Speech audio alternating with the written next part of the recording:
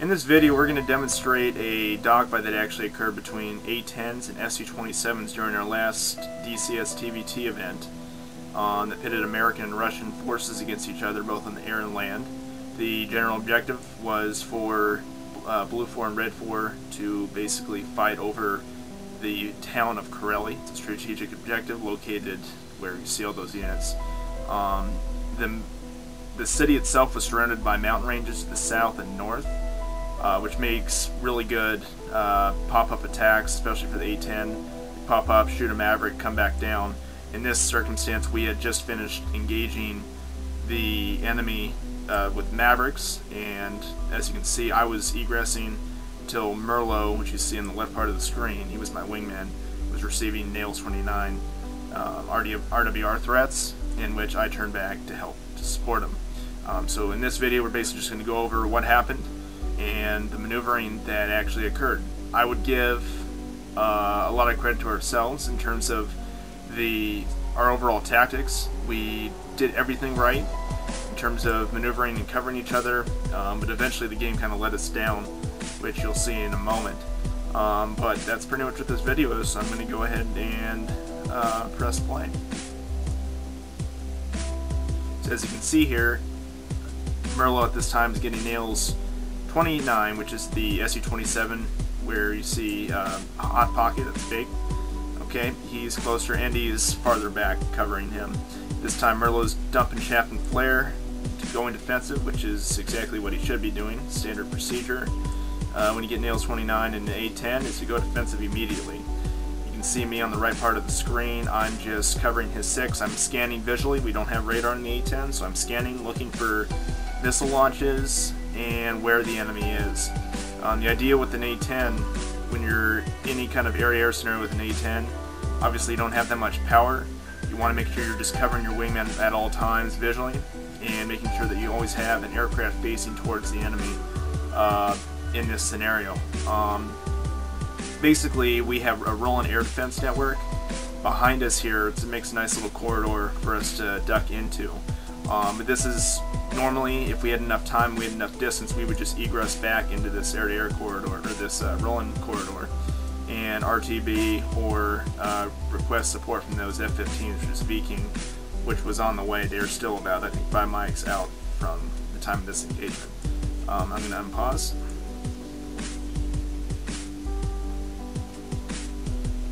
As you can see here, I get Nails 29 on my end, on my RWR, so I go defensive immediately. I pull 4Gs hard on the A-10, I'm egressing back, making my way to the rolling air defense network.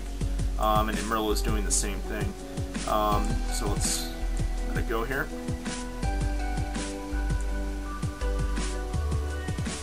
Everything is as planned. Everything is by the book in terms of our defensive strategy.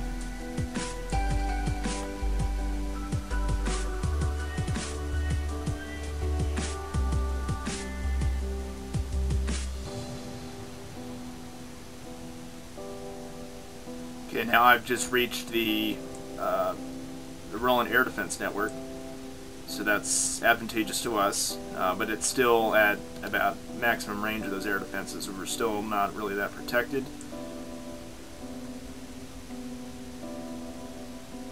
And here where things get real. So Merlo's he's dumping chaff and flare. He's probably getting spiked by the Su-27 flown by Hot Pocket towards the top of your screen, and Merlo goes on broadcast, tells me he's engaged defensive. So that's when I decide to turn back into him and do exactly what we did before, where I'm basically just going to cover his 6 and look for the MiG has a hard lock.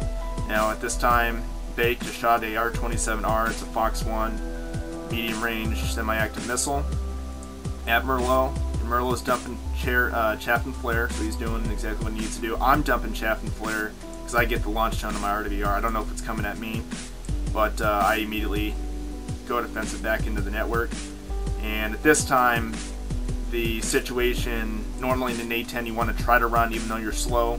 You want to get to friendlies as much as possible. This time it's a fight or flight scenario, but there really is no choice for flight. We're too slow. we have a lot of energy. In fact, the A-10 can out-turn the Su-27 at low altitude if the A-10 has enough energy, which is about 300 knots. However, the A-10 can only make one sustained hard turn, and then it's pretty much out of energy.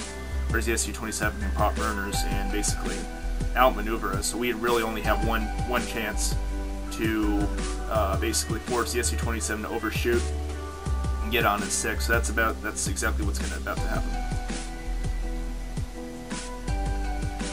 Here you can see there's a head-on engagement between Merlo and Baked. I'm coming back around.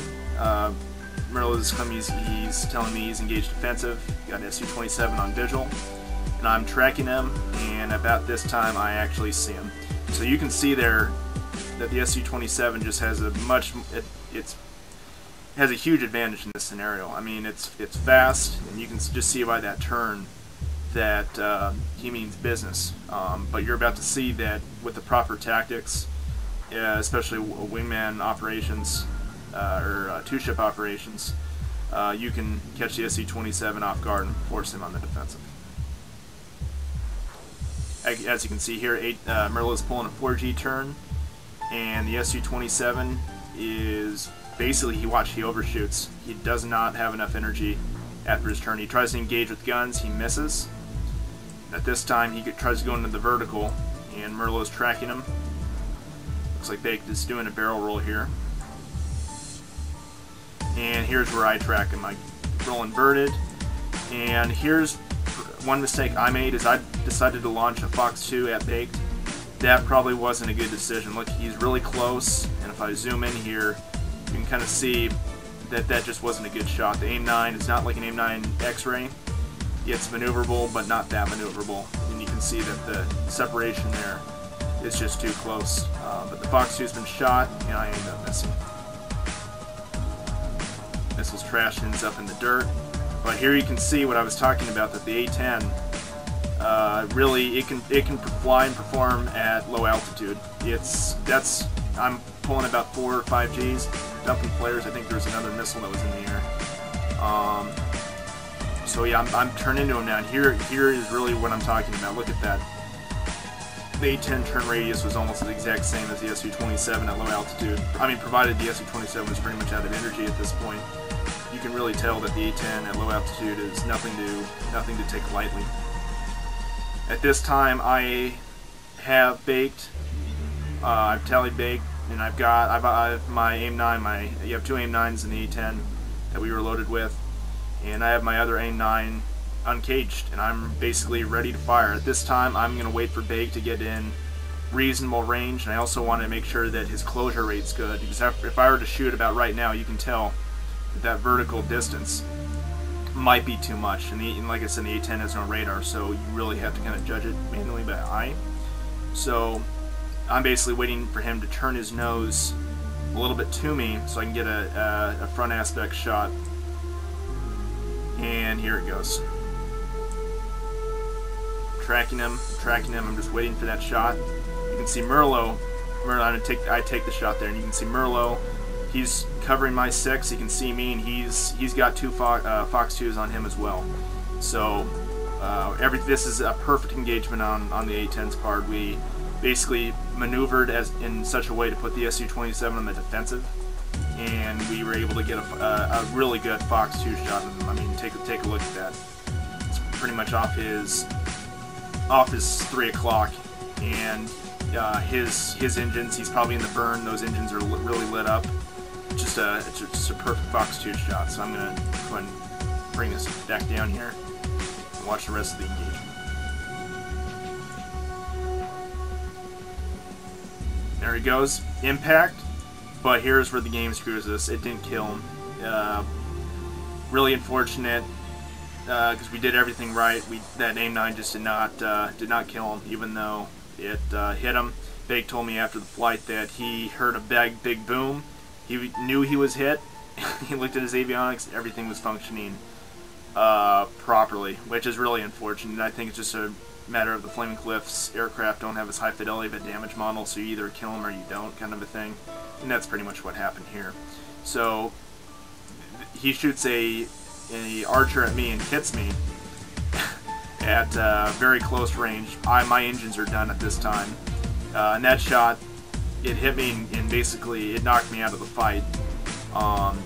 But you can see how close that was. It was about, I would say, 300 meters. I personally think in real life that missile probably would not have been able to track me, just given the close range, but it did.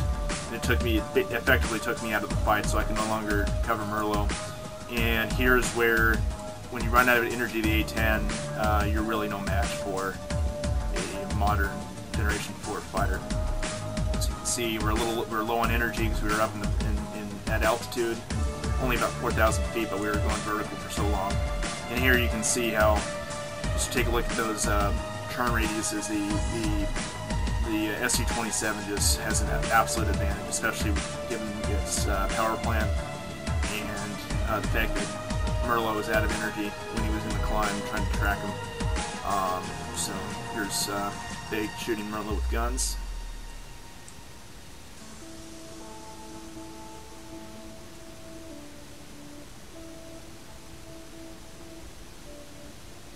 And yeah, yep, he's getting hit, and there goes Merlo. At this time, I'm basically a glider, and I'm looking for places to put my bird down. And Big does the right thing here. He decides to run. I'm assuming he probably thought I was dead, like I had ejected. But given the situation, there I am, just desperately trying to shoot my gun and hit him. Yeah, I'm out of the fight, and I have to crash land my bird. So that's pretty much the engagement right there. There I am dumping my stores. I'm pretty slow here.